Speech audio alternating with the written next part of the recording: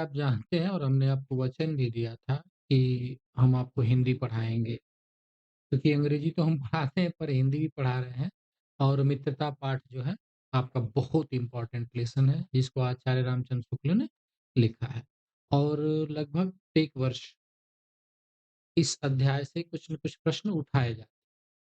तो अब यहाँ शुरू करते हैं, अब आपको समझाने की कोशिश करते हैं कि जब कोई युवा पुरुष आप समझ ही सकते हैं अपने घर से बाहर निकल कर बाहरी संसार में अपनी स्थिति जमाता है, तब पहली कठिनता उसे मित्र चुनने में पड़ती है।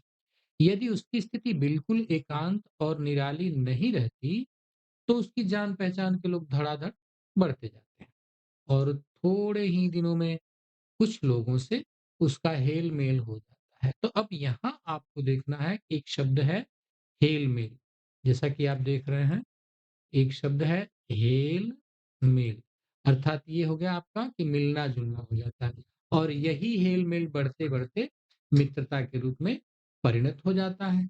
मित्रों के चुनाव की उपयुक्तता पर उसके जीवन की सफलता निर्भर हो जाती है, क्योंकि संगति का गुप्त प्रभाव हमारे आचरण पर भारी पड़ता है। तो संगति के विषय में रहीम दास जी का भी कई दोहा है। अब 2 दोहे तो हमको फिलहाल अभी हम आपको बता देते हैं।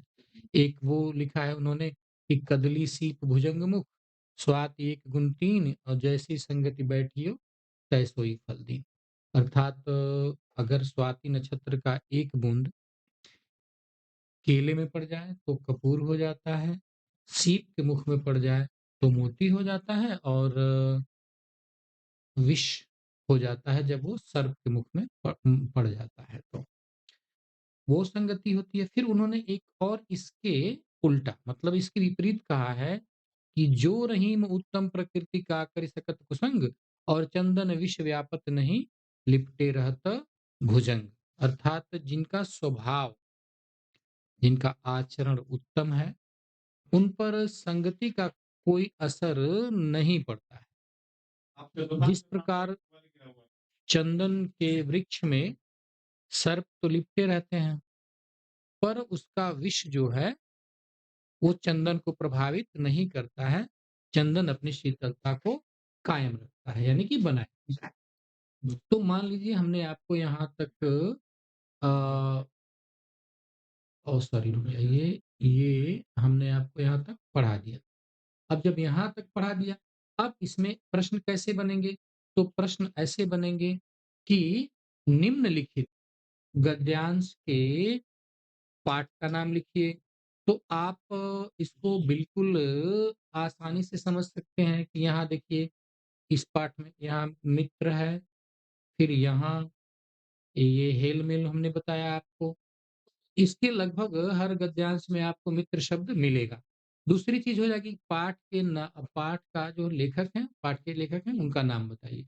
तो आप लिखेंगे, जैसे मान लीजिए पहला ही प्रश्न है, तो आप लिखेंगे प्रश्न नंबर 1 का उत्तर, फिर लिखेंगे कि अ पाठ का नाम मित्रता और उसके लेखक का नाम रामचंद्र शुक्ल। उसके बाद दे देगा कि रेखांकित अंश की व्याख्या करिए। अब मान लीजिए कि हमने यहाँ इसको रेखांकित कर दिया, हालाँकि आप देख रहे हैं कि कंप्यूटर चलाना और ये लैपटॉप चलाना मतलब ना तो हम आफ़ताब आलम हैं, ना गोपाल जी शर्मा हैं और ये दोनों लोग ऐसे मित्र हैं जो हमेशा दुद्दू रद्दा रखते रहते हैं हमारे ऊपर। अब एक ने कटाक्ष किया, आप तो बूढ़े हो गए, दूसरे ने कटाक्ष किया कि आपकी दाढ़ी पक रही है। अब आप लोग बताइए कि ये मित्र हैं तो शत्रु कौन है? हमेशा सत्य बोलते रहते हैं। अब यहाँ देखिए, तो ये रेखांकित कर दिया हमने। अब वो पूछेंगे कि रेखांकित अंश की व्याख्या कीजिए। तो जो रेखांकित अंश है, अब रेखांकित अंश में आप समझ लीजिए कि फिर से मैं करता हूँ इसको एक बार और। यहाँ से लिया देखिए और मान लीजिए कि यहाँ से हमने उसको कर दिया ये और फिर यहाँ से ये कर दिया। ओह सॉरी, ये कहीं और जा रहा हूँ। यहाँ तक कर दिया, फिर ये हेल-मेल वो बढ़ा दिया आपका यहाँ। तो ये रेखांकित अंश हो गए। अब उसकी व्याख्या करिए तो आप हेडिंग देंगे रेखांकित अंश की व्याख्या। अब हम इसको करेंगे कैसे?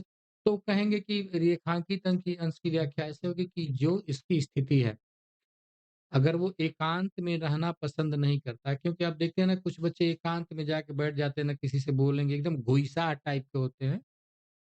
जैसे हमारे सलमान बाबू हैं, एकांत प्रिय हैं, ये एकांत ही में रहते हैं।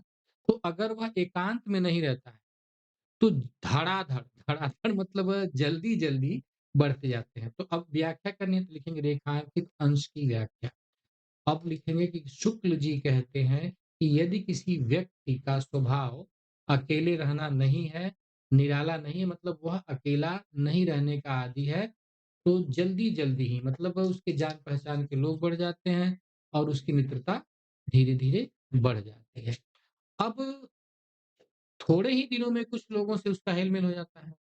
अब प्रश्न पूछा जाएगा कि यदि कोई बिल्कुल एकांत स्वभाव का नहीं है, तो उसके साथ क्या होता है? तो आप बताएँगे यदि कोई एकांत स्वभाव का नहीं है, तो जल्दी ही उसका लोगों से हेल-मेल बढ़ जाता है और यही हेल-मेल बढ़ते-बढ़ते मित्रता के रूप में परिणत हो जाता है, अर्थात बदल जाता है या स्थापित हो जाता है।